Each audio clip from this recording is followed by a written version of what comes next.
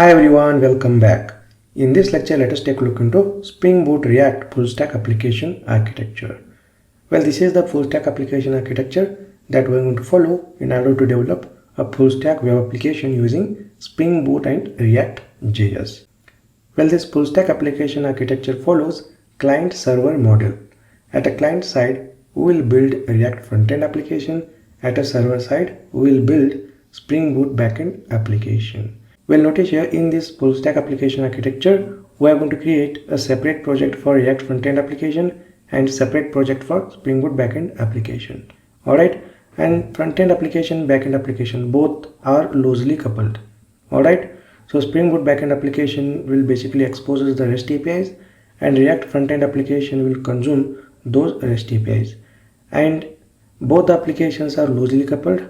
So at a front end, we can also use different technologies to build the front end application. For example, instead of using React.js, you can also use AngularJS or Vue.js to create the front end application. Because both front end application and back end applications are loosely coupled. Loosely coupled means both front end application and back end applications are independent to each other. So you can develop front end application using any JavaScript framework, like you can use either React.js or AngularJS or Vue.js. Okay, so this is basically a client server model. So at a client side, you can create front-end application using any JavaScript framework. Okay, so let us take a look into some of the key components and their roles in this architecture. So let us begin with Spring Boot backend application. Well, in a Spring Boot backend application, we will create the three-layer architecture: the controller layer, service layer, and DAO layer. The DAO layer is responsible to talk with the database, and service layer basically contains the business logic of the application, and the controller basically contains the Spring MVC controllers, which exposes the REST APIs.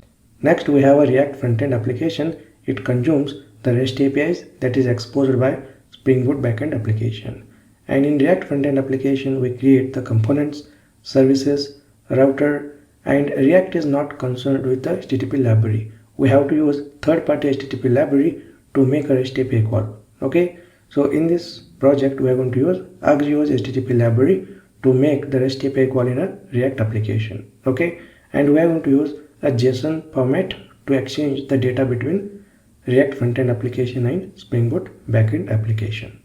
Alright, so just remember, React.js is not concerned with HTTP library. We have to use the third-party HTTP library to make a REST API call in a React application. And in this project, we are going to use Axios HTTP library to make a REST API call in a React application. Alright, so overall, Spring Boot backend application exposes the REST APIs, React application consumes the REST APIs. Alright, so this is pretty much about Spring Boot React full stack application architecture.